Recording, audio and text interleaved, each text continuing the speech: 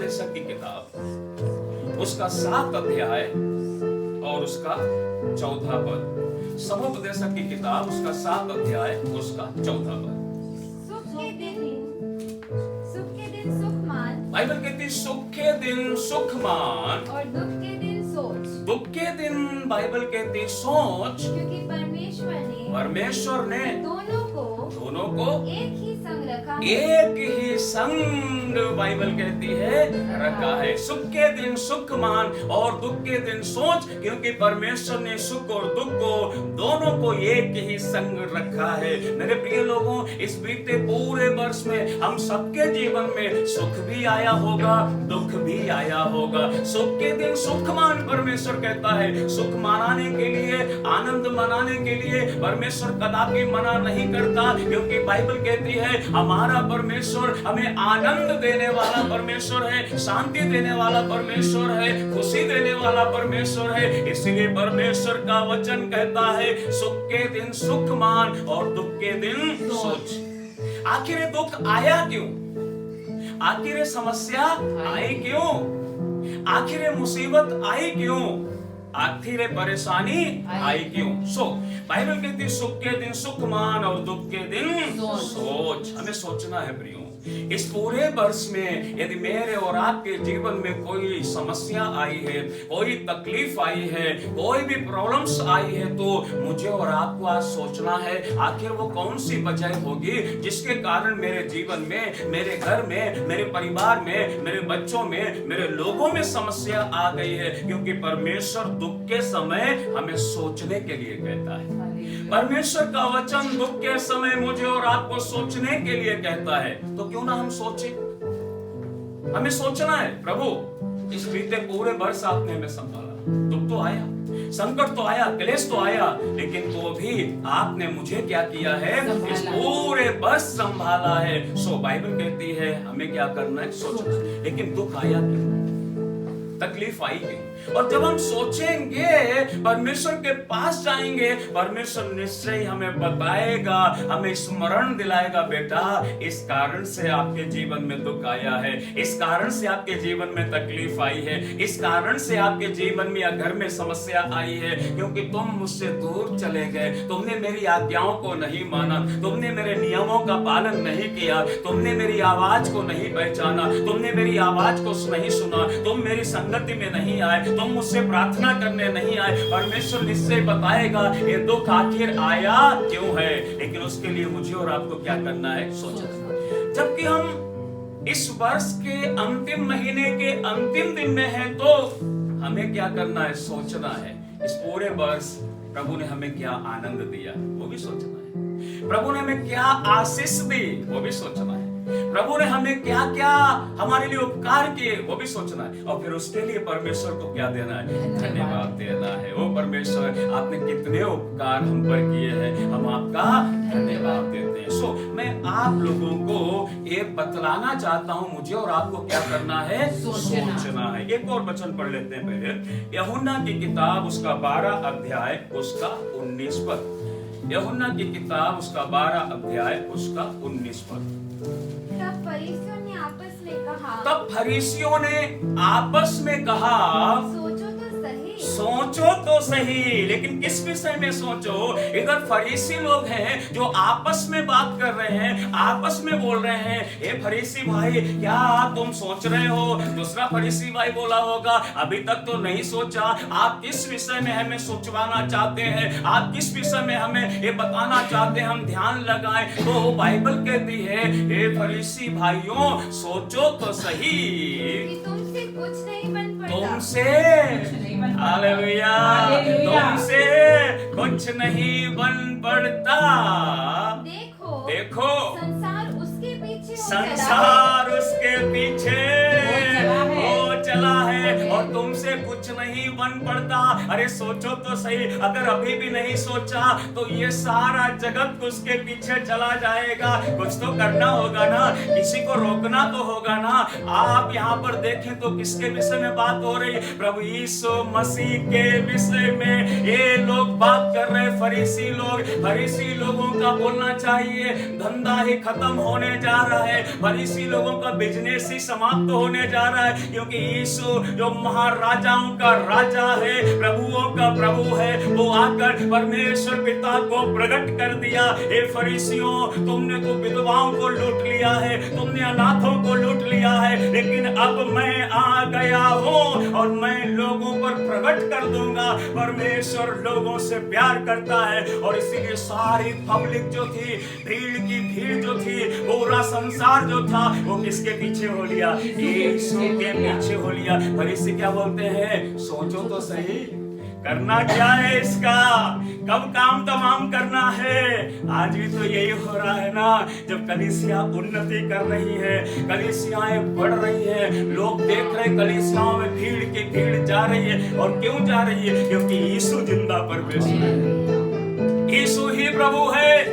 ये लोग जानने लग गए हैं, लोगों को मालूम पड़ने लग गया है, यीशु ही उद्धार करता है, यीशु ही शांति दाता है, यीशु ही अनंत जीवन देने वाला है। जब लोगों को मालूम पड़ने लग गया, अब लोग क्या बोल रहे हैं मालूम है? हमसे कुछ बन नहीं पड़ता। तो सोचो तो सही, करें क्या? तो करना क्या है? छोटा आरोप लगा दो, धर्मांतरण करते हैं, छोटे छोटे केसों में फंसा दो, ऐसा लोग करने लग गए। ये फरीसी कर रहे थे। फरीसियों ने बोला सोचो तो सही, हमें इसका करना क्या है, क्योंकि इसके पीछे क्या हो लिया है? पूरा संसार हो लिया है। मैं फिर कहना चाहता हूँ, ये 2025 वर्ष पहले फरीसी भी बोल रहे थे, आज भी दुनिया बोल रही है। 2025 साल पहले भी संसार यीशु के पीछे हो लिया था, आज भी यीशु के पीछे हो लिया है। आने वाले समय में भी ये संसार तो यीशु के पीछे जाएगा, इसे कोई रोक नहीं सकता। क्यों? क्योंकि यीशु ही जिंदा परमेश्वर। हालेलुया। इसीलिए फरीसी बोलते सोचो तो सही, करें क्या? आज सरकार भी सोच रही है, करें क्या? अरे करें क्या? बढ़ते जा रहे हैं और ये होगा। मेरे प्रियो, इसका कारण है यीशु ही सच्चा परमेश्वर। यीशु धर्म नहीं बदलता, यीशु जीवन बदल देता है। उसने मेरा जीवन बदला, उसने हम सबका जीवन बदला। यहाँ पर जितने लोग बैठे हैं, आप सबका जीवन प्रभु ने बदला है। हम पहले गंदगी में जी रहे थे, हम पहले पाप में जी रहे थे, हम पहले बुराई में जी रहे थे, हम इस संसार के हर एक पाप में पड़े हुए जी रहे थे। जब यीशु हमारे जीवन में आया, जब यीशु का नाम हमने जाना, उस समय यीशु ने हमारा जीवन क्या कर दिया है? बदल दिया है। और इसलिए कई लोग जो यीशु को नहीं जानते, जो यीशु को जानना भी नहीं चाहते, उन्हें कोई लेना देना नहीं यीशु से। वो सिर्फ ये देखते हैं, अरे ये लोग झूठा झूठा कुछ कर रहे हैं। मैं कहना चाहता हूँ, एक बार यीशु को जान कर देखिए।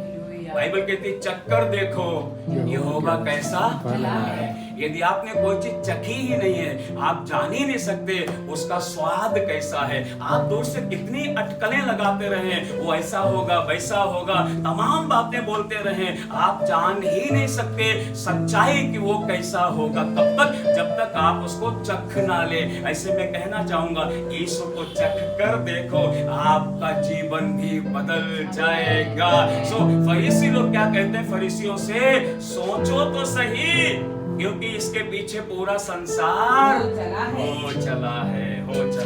तो प्रिय लोगों, हमें भी सोचना है, हमें यीशु के पीछे ही जाना है। चाहे कुछ भी हो जाए, हम यीशु का इनकार नहीं करेंगे। क्यों? क्योंकि यीशु ने हमारी जिंदगी बदल दी है। आप में से बहुत लोग हैं, और आज हमारे बीच में कुछ लोग नहीं हैं जो बोलना चाहिए दारू पीते थे, गुटखा खाते थे, सिगरेट पीते थे, संसारिक जीवन जीते थे।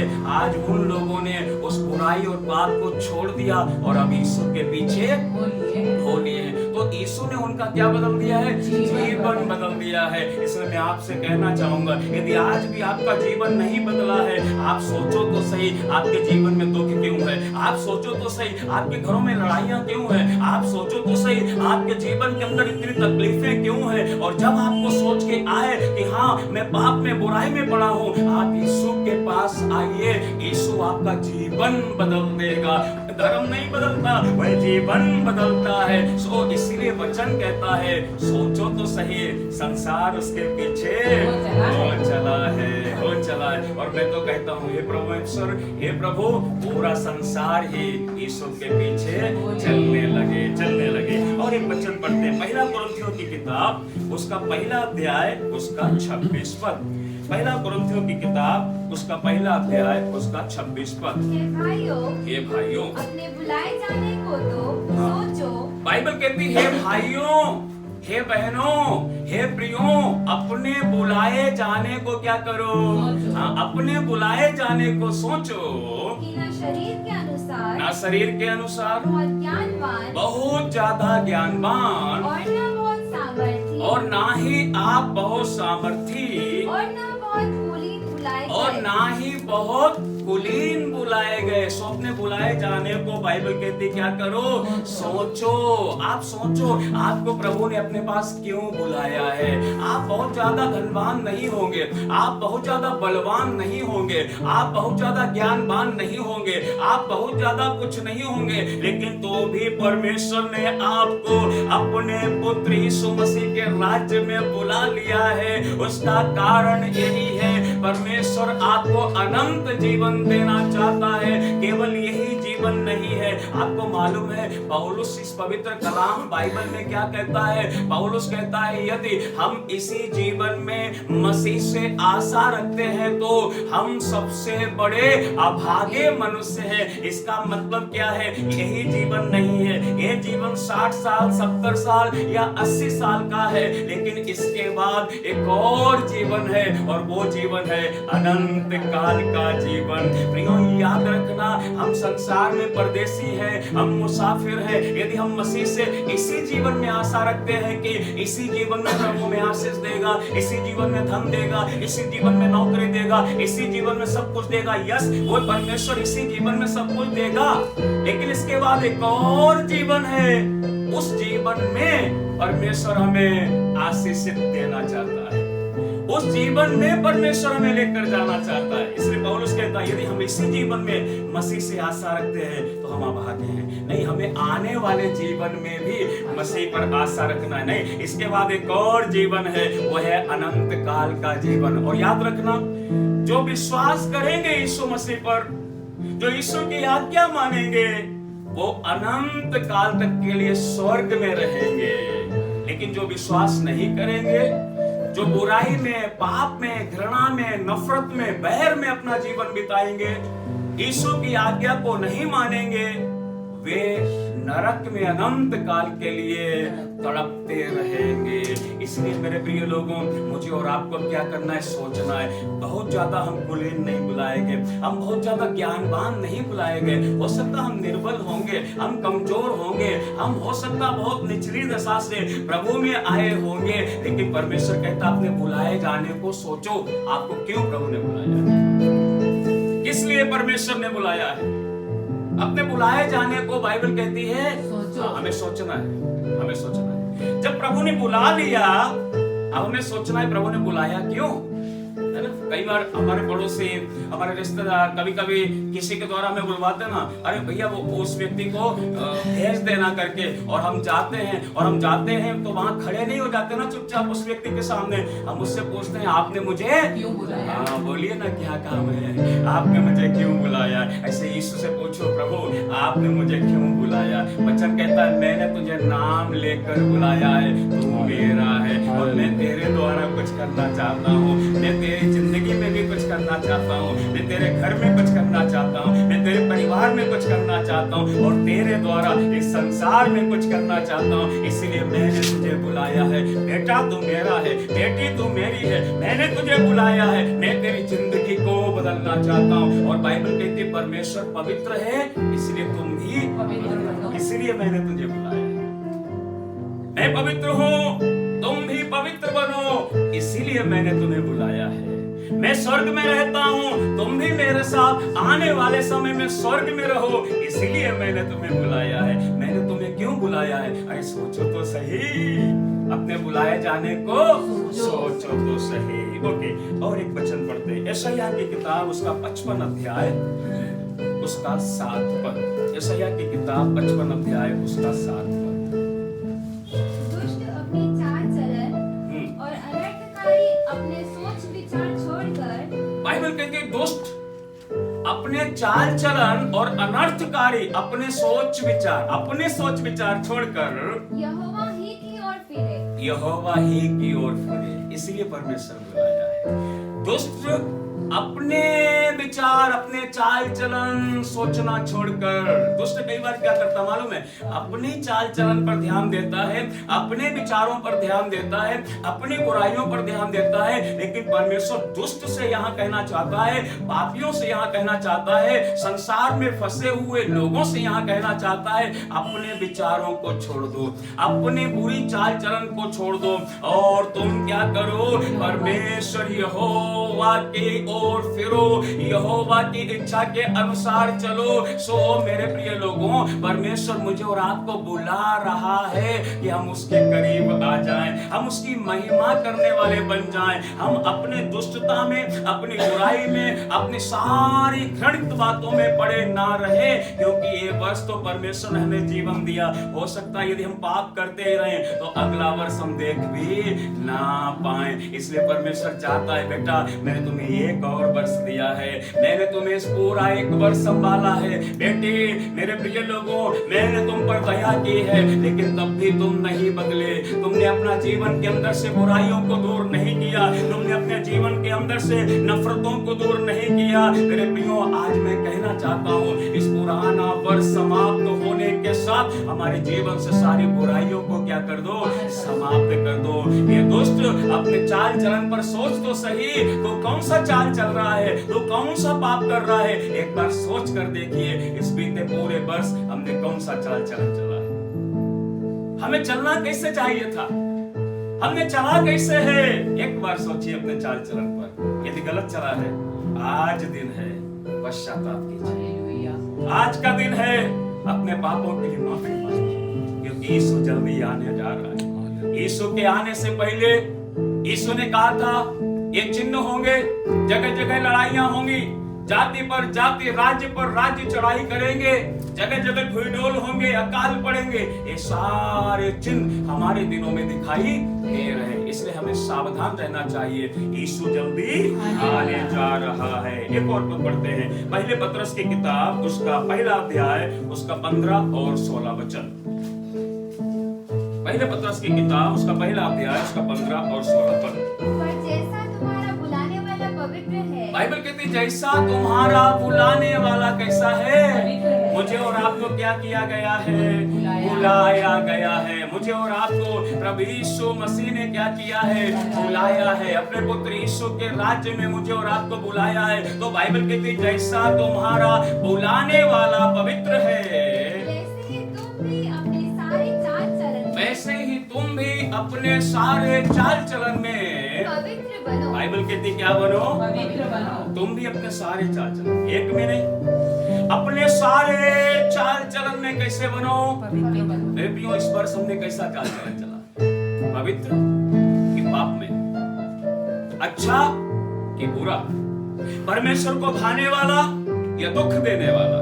परमेश्वर चाहता है जैसा तुम्हारा बुलाने वाला क्या है, यस, बुलाने वाला पवित्र है। मेरा और आपका परमेश्वर जो मुझे और आपको अपने पुत्र यीशु के राज्य में बुलाया वो पवित्र है। वैसे परमेश्वर कहता है तुम भी अपने सारे चाल चलन में कैसे बनो, पवित्र। सारे चाल चलन में बनना है, केवल एक दिन के लिए पवित्र नहीं बनना है, केवल जब उपवास कर रहे तब पवित्र नहीं बनना है, केवल जब चर्च में जा रहे तब पवित्र नहीं बनना है, केवल हम जब लोगों के सामने मिलने जा रहे तब पवित्र नहीं बनना है, बल्कि अपने जीवन के हर पल, हर दिन, हर समय और सारे चाल चलन में क्या बनना है, पवित्र बनना है। यदि मुझे कोई देख भी नहीं रहा हो, मैं अंधेरे में भी खड़ा हूँ, तब भी मुझे पवित्र जीवन जीना है।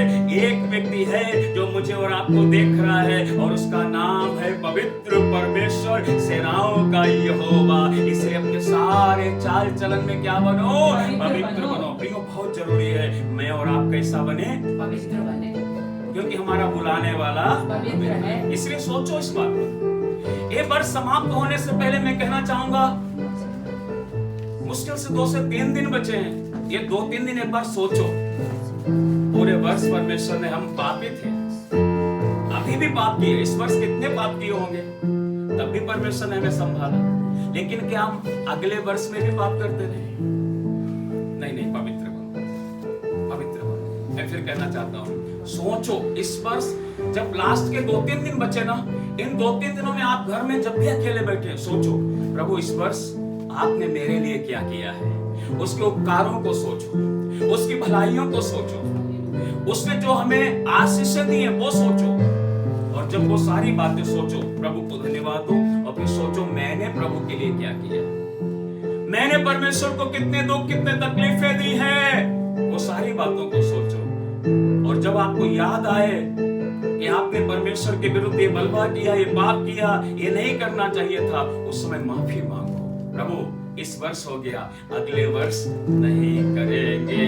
इसलिए बाइबल कहती है मुझे और आपको क्या करना है, सोचना है। प्रभु का वचन आज मुझे और आपको सोचने के लिए सहायता करे, मदद करे, हर बात में हम सोचने पाए। सो बाइबल क्या कहती है, पढ़िए। क्योंकि लिखा है पवित्र बनो, क्योंकि मैं पवित्र हूँ। मैं कौन हूँ? पवित्र हूँ। क्या इस वर्ष में पवित्र बन पाया?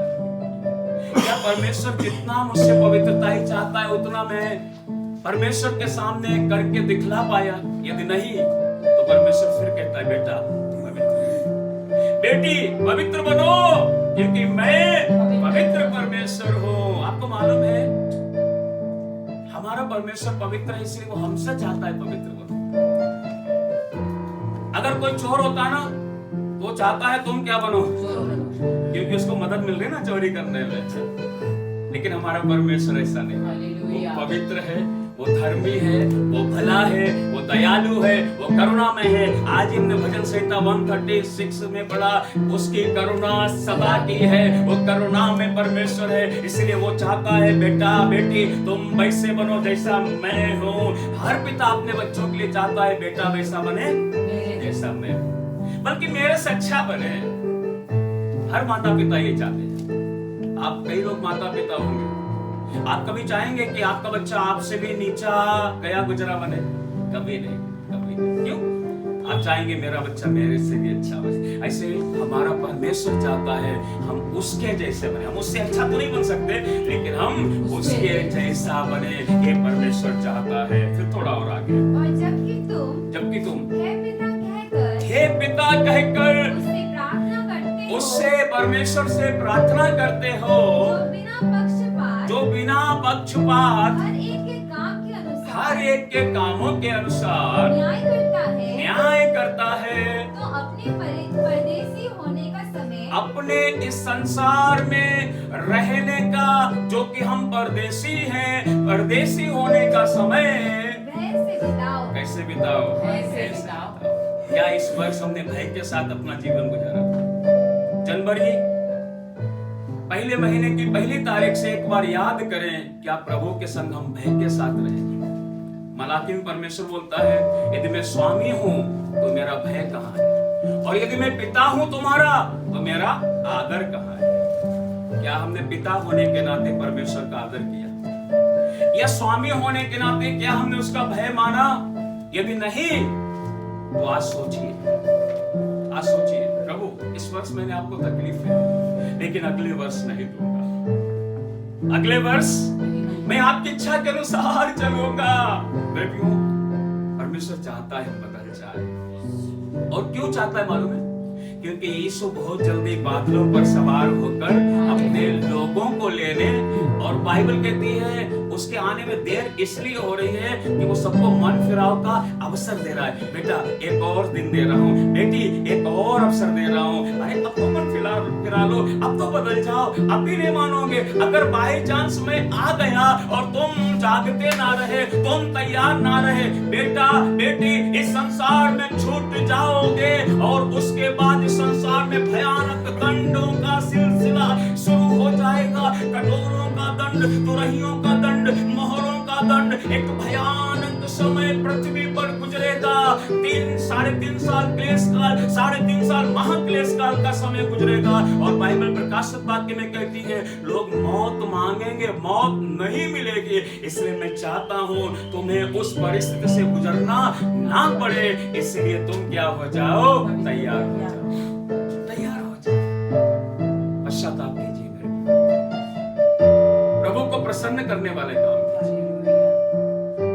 मैं नहीं कहता हम सब लोग एकदम पवित्र या सिद्ध बन सकते हैं, लेकिन अगर हम प्रयास करें परमेश्वर हमारी सहायता करेगा। हम सब में कमियां हैं, हम सब में कमजोरियां हैं, लेकिन एक दूसरे के लिए प्रोत्साहन का कारण बनिए। और एक वचन पढ़ते हैं, हग्गे की किताब 1 अध्याय उसका 7 पद पढ़िए और ध्यान दीजिए सभी लोग। बस उसके बाद एक पद और पढ़ाकर हम प्रार्थना करेंगे। हग्गे की किताब 1 अध्याय उसका 7 पद। सेनाओं का यहोवा तुमसे यूं कहता है, जी, अपने अपने चाल चलन पर सोचो। हाँ, सेनाओं का परमेश्वर यहोवा तुमसे यूं कहता है, अपने अपने चाल चलन पर क्या करो। ये 2-3 दिन है बस, इससे पहले ये वर्ष समाप्त हो, इससे पहले कि हम नए वर्ष में प्रवेश करें, ये 2-3 दिन अपने अपने चाल चलन पर क्या करो, सोचो। एक बार तो सोचो, ईश्वर ने हमारे लिए बलिदान दे दिया, अपना लहू बहा दिया, हाथ पांव में खीले ठुकवा लिए, कांटों का ताज पहन लिया, पसले में भाला चुभोया गया, चेहरे पर थप्पड़ मारा, दाढ़ी के बाल नोच लिए, उसके चेहरे पर थूक दिया लोगों ने। एक बार सोचो आप कैसा चाल चलन चल रहे हैं। आज भी यदि पाप में जिंदगी में है तो एक बार सोचो, एक बार सोचो, ये ईश्वर ने बलिदान किसके लिए दिया, मेरे और आपके लिए दिया। क्यों दिया? कि हमें आने वाले नरक के दंड से बचाए, इसीलिए यीशु ने बलिदान दिया। और यदि आज भी हम अपने चाल चलन में बदलाव नहीं लाए, आज भी हम यदि अपने चाल चलन के अंदर परिवर्तन नहीं किए, तो याद रखना बाइबल कहती है तुम्हारा निकम्मा चाल चलन जो बाप दादाओं से चला आता है, उससे तुम्हारा छुटकारा सोने और चांदी से नहीं हो सकता। यदि आप कोई भी बलिदान चढ़ाना चाहे, आपका छुटकारा नहीं हो सकता। यदि आप कोई भी कीमत चुकाना चाहे, आपका छुटकारा इस निकम्मे चाल चलन से नहीं हो सकता जो बाप दादाओं से चला आता है। यदि हो सकता है तो एक ही मात्र नाम है, वो है यीशु नाम। और बाइबल कहती है यीशु के पाक पवित्र लहू के द्वारा हमारा छुटकारा हुआ है। एक बार अपने चाल चलन पर सोचो। आज खुदा का वचन मुझे और आपको सोचने के लिए बोल रहा है। एक बार सोचो, जनवरी से लेकर अभी तक किसकी इच्छा पूरी की। एक बार सोचो, अभी तक मैंने और आपने कैसा कैसा जीवन जिया है। एक बार सोचो, खूब केक खा लिए, खूब बढ़िया बढ़िया पकवान बनाकर खाए, अच्छी बात है। अच्छे अच्छे कपड़े पहने, अच्छी बात है। बट अब ये 2-3 दिन जो बचे ना, एक बार सोचने के लिए, इस बीते पूरे वर्ष मैंने कौन सा चाल चलन चला है। कहीं अपने आप को प्रसन्न करने के लिए तो नहीं चला, या मैंने परमेश्वर को प्रसन्न करने के लिए चला।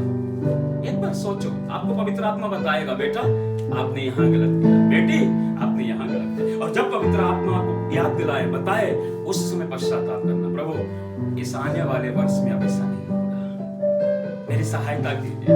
मेरे मुंह से गंदी बात ना निकले, मेरी सहायता कीजिए। मेरी जुबान से गालियां ना निकले, मेरी सहायता कीजिए। हम एक दूसरे को बुराई करने वाले नहीं, परंतु भलाई करने वाले हो, मेरी सहायता कीजिए। हम एक दूसरे की मदद करने वाले हो, मेरी सहायता कीजिए। और जब हम इस तरह करेंगे, निश्चय ही परमेश्वर हमारी प्रार्थनाओं को सुनकर हमें आशीषित करेगा। सो बाइबल कहती है अपने चाल चलन पर क्या करो। अभी हग्गे नबी सारे इजराइलियों को सोचने के लिए कह रहा है कि तुम अपने अपने चाल चलन को क्या करो। और क्यों सोचो, क्या कारण है, क्या वजह है अपने अपने चाल चलन को सोचो।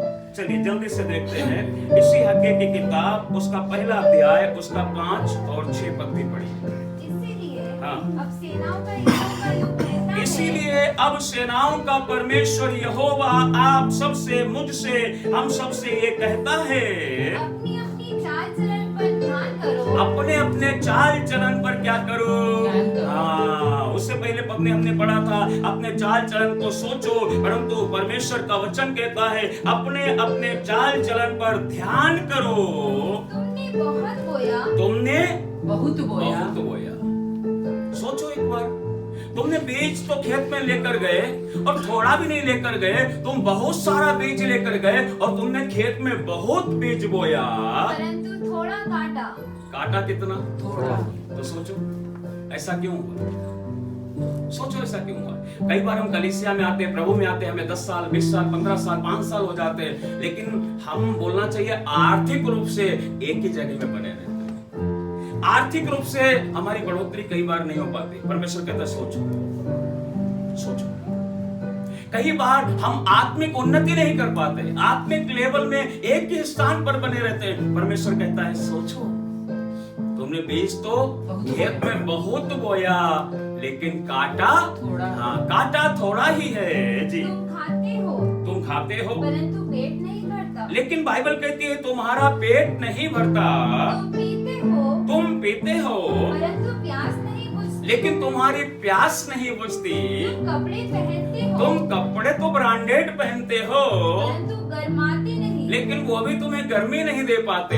और जो मजदूरी कमाता है, और जो मजदूरी कमाता है, वह अपनी मजदूरी की कमाई को अपने मजदूरी की कमाई को छेद वाली थैली में रखता छेद है। वाली थैली में रखता है। सेनाओं का यहोवा सेनाओं का यहोवा तुमसे यूं कहता है, तुमसे यूं कहता है, अपने अपने चाल चलन पर सोचो। हाँ सोचो ये सब क्यों हो रहा है?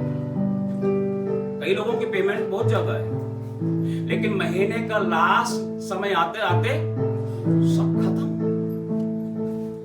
50,000, 80,000, 1 लाख तक ऐसे से लोग भी मेरे पास आकर, पास साहब क्या बताएं इस महीने बहुत तकलीफ आई। मैंने बोला आपको तकलीफ आई तो हमारे जैसों का क्या हाल होगा? परमेश्वर कहता है सोचो, एक बार सोचो तो सही।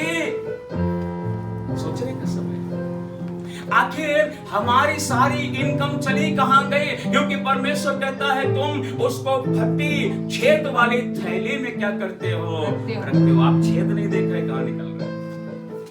एक बार सोचो तो सही। तुमने बहुत बीज बोया लेकिन थोड़ा ही काटा। तुम कपड़े पहनते हो लेकिन गर्माते नहीं। तुम खाते हो लेकिन तृप्त नहीं होते। सोचो ये हो क्यों रहा है आखिर? और जब आप सोचेंगे तब परमेश्वर आपको सहायता करेगा। और जब परमेश्वर आपको सहायता करे, आत्मा सहायता करे, और जहां आपको लगे कि हाँ मेरी कमी है, कमजोरी है, उसी समय प्रभु से बोलना, प्रभु मुझे सहायता कीजिए, मैं इस कमजोरी को छोड़ सकूं, मैं इस बुराई को छोड़ सकूं। और आप देखेंगे आपका जीवन, आपका घर, आपका परिवार, आपका हर कार्य क्षेत्र के अंदर परिवर्तन आना शुरू हो जाएगा। क्यों? क्योंकि आपने सच्चे और जीवते परमेश्वर को पुकारा है, इसलिए परमेश्वर ऐसा करेगा। एक आखिरी पद पढ़कर हम प्रार्थना करने जा रहे हैं। इसी हग्गे की किताब, उसका पहला अध्याय, उसका 8 पद से पढ़िए। पहाड़ पर चढ़ जाओ। अब परमेश्वर कहता है जब तुमने सोच लिया और तुम्हें समझ में आ गई, तो अब मैं तुम्हें बताता हूं तुम्हें करना क्या है। तुमने थोड़ा बीज बोया, तुमने ज्यादा बीज बोया, थोड़ा ही काटा है। तुमने कपड़े पहने परंतु गर्माते नहीं। तुम खाते हो परंतु तृप्त नहीं होते। इसका कारण है आप प्रार्थना करते, शांति तो नहीं करते। आप संगति में जाते, परिवर्तन तो हो ही नहीं रहा। घर में तो वही चेपे चेपे। सोचो, सोचो। आपको सोचने के लिए प्रभु आज प्रेरित कर रहा है, इसलिए बार बार मेरे मुंह से यही सब निकल रहा है। सोचो सोचो सोचो एक बार। और जब आपने सोच लिया, परमेश्वर कहता है अब मैं बताता हूं तुम्हारी कमी क्या है। तुम ऐसा करो, पहाड़ पर चढ़ जाओ और लकड़ी ले आओ। लकड़ी ले आओ। अगर इसके पहले पदों में हम पढ़े हैं, शुरुआती पदों में, तो परमेश्वर कहता है मेरा भवन उजाड़ पड़ा है और तुम अपने घरों को बनाने के लिए दौड़े चले जाते हो। मेरे प्रियो, मैं आपसे ये नहीं कहूंगा इस भवन की खुदा बात कर रहा है, इसको छोड़िए। ये जो भवन है ना, हमारा देह, ऐसे दुनिया में कितने लोग उजाड़ पड़े हैं जो आज यीशु मसीह को नहीं जानते, जिनके जीवन में उद्धार करता यीशु अभी भी आया नहीं है। कितने ऐसे वाले भवन उजाड़ उजाड़ उजाड़ उजाड़ घूम रहे। हम तो नया नया ड्रेस पहन रहे, हम तो गुजिया केक खा रहे हैं, हम तो अच्छा पकवान बना रहे हैं। ये पूरा महीना, क्रिसमस का महीना, हम अपनी मनमर्जी से जी रहे हैं। खुदा को शिकायत ये है, आप करें तो करें, लेकिन जो भवन उजाड़ पड़े हैं उसके विषय में आप क्या कर रहे हैं? जो इस दुनिया के अंदर यीशु का नाम जानते भी नहीं है उसके विषय में आप क्या कर रहे हैं? आपको इसके विषय में भी सोचना है। एक आत्मा बचाई जाती है तो स्वर्ग में आनंद होगा। स्वर्ग में आनंद। क्रिसमस में एक निर्णय ले ले, कम से कम एक आत्मा तो प्रभु के पास लेकर आऊंगा। पास्टर के पास नहीं, कलीसिया में नहीं, प्रभु के पास लेकर आऊंगा। हाँ, और जब आप उस भवन की ओर ध्यान देते हैं तब परमेश्वर कहता है यस, अब मैं तुम्हारे लिए काम करूंगा। सो परमेश्वर बता रहा है पहाड़ पर चढ़ जाओ, लकड़ी ले आओ और इस भवन को बनाओ, इस भवन को बनाओ, और मैं उसको देखकर प्रसन्न होऊंगा। मैं उसको देखकर प्रसन्न होऊंगा। मैं पूरे वर्ष में तुमने जो काम किए, अच्छे काम, तुमने सुसमाचार सुनाने के लिए जो परिश्रम किया वो काम, तुमने जो भलाई की वो काम, तुमने खुदा की महिमा के लिए अपनी भेंटों को दिया वो काम, ये सारे अच्छे कामों को देखकर कि तुमने परमेश्वर के राज्य की बढ़ोतरी के लिए कुछ तो किया है, मैं उन सारी बातों को देखकर क्या हो जाऊंगा? प्रसन्न हो जाऊंगा। आपके और मेरे केक गुजिया खाने से खुदा प्रसन्न नहीं होगा, लेकिन भले भले काम करने से परमेश्वर प्रसन्न हो जाएगा। आपके और मेरे अच्छे सुंदर बढ़िया कपड़े पहनने से खुदा प्रसन्न नहीं होगा, लेकिन भलाई के काम करने से परमेश्वर प्रसन्न हो जाएगा। परमेश्वर कहता है इस भवन को बनाओ और मैं इसको देखकर क्या हो जाऊंगा? प्रसन्न हो जाऊंगा। और मेरी महिमा होगी, और तब मेरी महिमा होगी। यहोवा का यही वचन है। यहोवा का यही वचन है। यही वचन है। प्रियो, परमेश्वर चाहता है हम सोचें। ये जो 2-3 दिन बचे ना, इन 2-3 दिनों में आप अपने अकेले बैठकर, कमरे में जाकर, खुदा के सामने बैठकर सोचिए, प्रभु ने आपको जीवन दिया, नया जीवन दिया, कितनी बार मृत्यु से बचाया, कितनी बार एक्सीडेंटों से बचाया, कितनी बार आपका घर परिवार उजड़ने से बचाया। आप सोचिए, और जब आपके मन में कुछ बातें आए, प्रभु को धन्यवाद दीजिए और प्रभु के करीब आ जाइए। प्रभु इस वचन के द्वारा हम सब लोगों को आशीष दे।